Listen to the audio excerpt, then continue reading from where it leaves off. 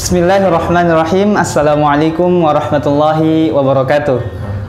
Alhamdulillahilladzi ja'ala syahra Ramadan syahra siyam. Wassalatu wassalamu ala asyrafil anbiya'i wal mursalin wa ala alihi wa ashabihi ajma'in, amma ba'd. Sobat Wawasan TV yang dirahmati dan dimuliakan Allah Subhanahu wa taala, kembali lagi bersama kami di konten Ramadan Helwa edisi Tanya Ustadz. Sobat Wawasan TV dimanapun Anda berada, bulan Ramadan adalah bulan yang sangat mulia, bulan di mana Allah Subhanahu wa taala menurunkan Al-Quran di dalamnya, bulan di mana seluruh amalan baik, seluruh amalan soleh dilipat gandakan oleh Allah Subhanahu wa taala.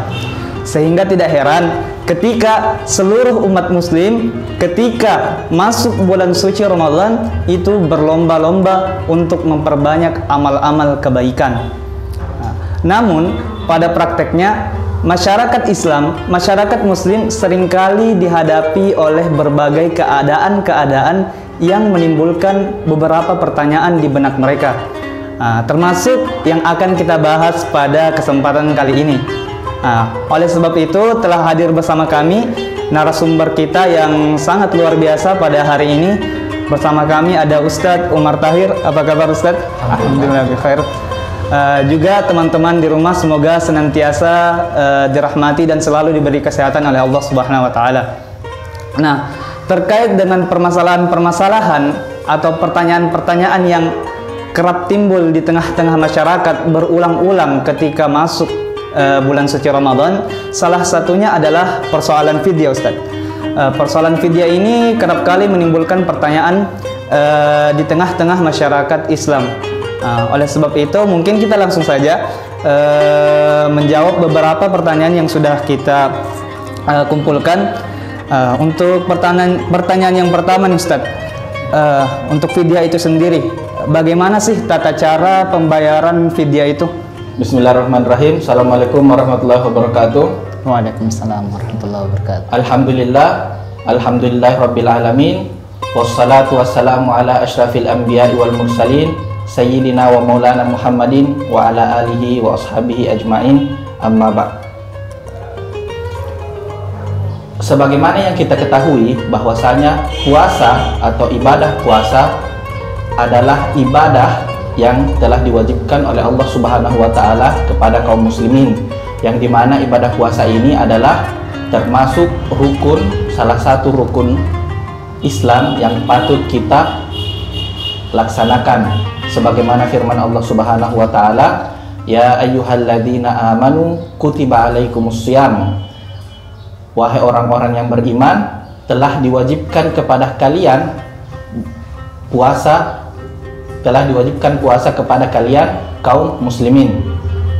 Nah, pertanyaannya sekarang, jikalau puasa itu diwajibkan kepada kaum muslimin, bagaimana jikalau ada orang yang tidak melaksanakan ibadah puasa?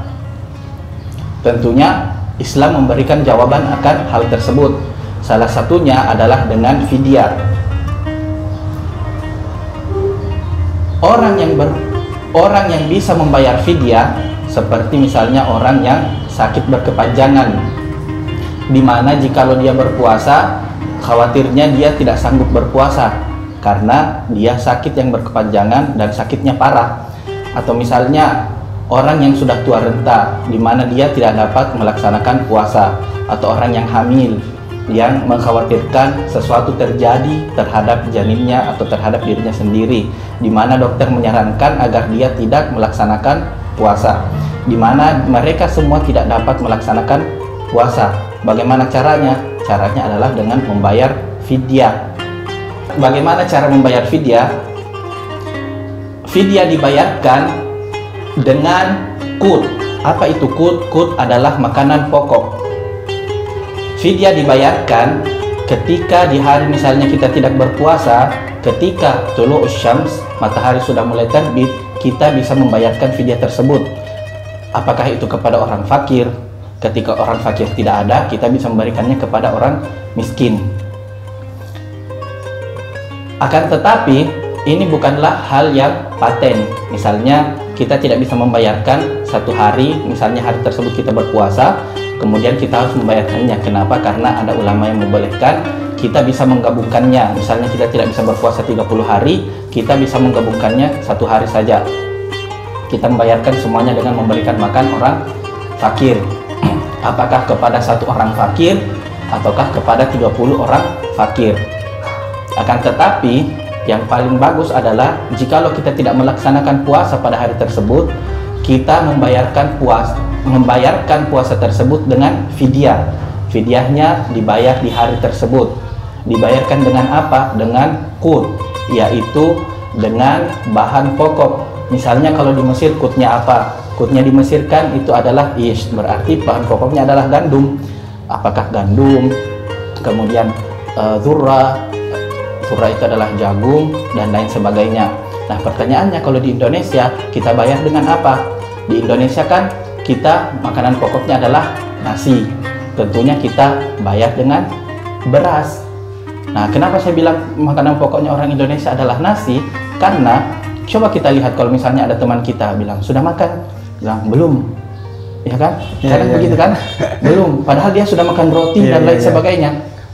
Tapi dia belum makan katanya karena belum makan nasi. Makanan pokok di Indonesia adalah beras. Jadi tidak dinamakan makan kalau belum makan belum nasi. Makan nasi. Itu adalah makanan pokok di Indonesia. Jadi cara membayar fidyah adalah di Indonesia dengan apa? Dengan beras. Jumlah fidyah yang dibayarkan berapa? Yaitu 1 mud berdasarkan jumhur. Qaulul jumhur itu 1 mud. 1 mud itu bagaimana? 1 mud satu begini. Kalau misalnya 1 mud itu 1 genggam begini.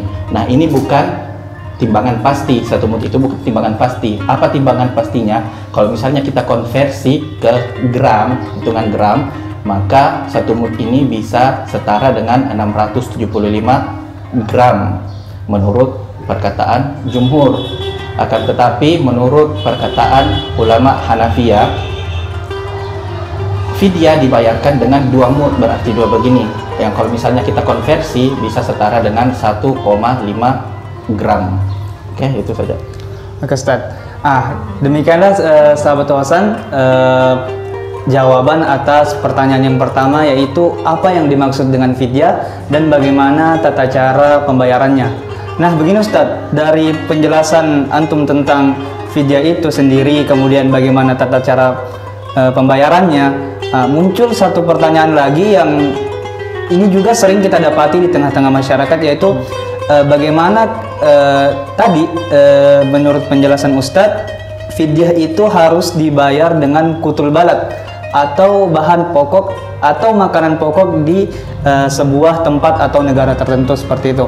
Nah, pertanyaannya apakah harus dengan kutul balad itu sendiri atau bahan pokok itu sendiri, atau bisa diganti dalam bentuk uang seperti itu? Pada dasarnya untuk membayar fidyah itu diharuskan untuk membayar dengan kutul balad atau bahan pokok. Misalnya tadi kan di Mesir itu kan makan pokoknya gandum.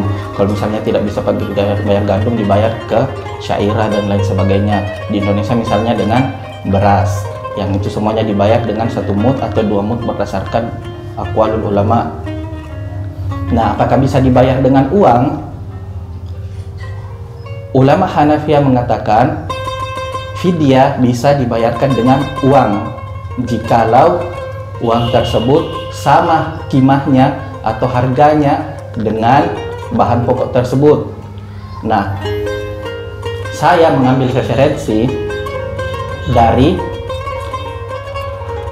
Al-Yawmus Sabi' bahwasanya di Mesir jumlah fidyah yang berupa uang bisa dibayarkan sebanyak 10 pon atau 10 gene. Nah, kalau misalnya di Indonesia, saya mengambil rujukan dari Basnas bahwasanya untuk fidyah 1 hari itu sebesar Rp50.000.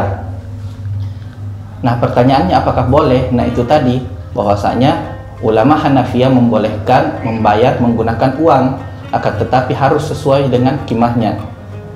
Kimahnya itu apa? Kimahnya berbeda-beda. Seperti saya yang bilang tadi, kalau misalnya di Mesir itu 10 pon, saya mengambil rujukan dari Al-Yawmus Sabi'. Kalau misalnya di Indonesia itu 50.000, saya mengambil rujukan dari Basnas. Apakah ulama Syafi'iyah membolehkan? pada dasarnya ulama Syafi'iyah itu tidak membolehkan bahwasanya orang berfidyah itu harus dengan qutul balad atau bahan pokok yang ada di daerah tersebut atau di negara tersebut. Nah, akan tetapi jikalau melihat fenomena sekarang, misalnya orang fakir lebih membutuhkan uang, ya boleh saja kalau misalnya ingin memberikan menggunakan uang. Kenapa? Karena kita sebagai umat Islam kan sudah ada qaulul Hanafiyah, sudah berarti kita bisa berfidyah menggunakan perkataan tersebut, yaitu dengan uang. Akan tetapi kalau misalnya kita mau berpegang ke qaulul Syafi'iyah atau ulama Syafi'iyah, perkataan ulama Syafi'iyah, maka tidak boleh berfidyah menggunakan uang, harus dengan bahan pokok, yang kita berfidyah dengan bahan pokok. Dan kalau misalnya mau berfidyah menggunakan uang, ya silahkan. Kalau misalnya mau berfidyah dengan beras, silahkan. Mau berfidyah dengan sagu misalnya kan, yang bukan orang Sulawesi Selatan atau bukan orang yang lain sebagainya kan, di negara timur itu kita juga banyak yang bahan pokoknya sagu, ya silahkan selama kimanya terpenuhi. Kalau kimanya terpenuhi maka silahkan. Jadi untuk pembayaran fidyah itu dengan menggunakan uang, menurut ulama mazhab Hanafiyah itu dibolehkan dengan syarat sesuai, ya, nilainya sesuai dengan harga dari bahan pokok tersebut. Kemudian untuk ulama Syafi'iyah sendiri pada dasarnya sebenarnya tidak boleh, akan tetapi melihat kondisi yang rasa-rasanya masyarakat dalam beberapa keadaan itu lebih butuh dengan uang, maka pada saat itu pendapat Hanafiyah bisa kita ambil. Maka dalam konteks ini pendapat Hanafiyah bisa dipergunakan.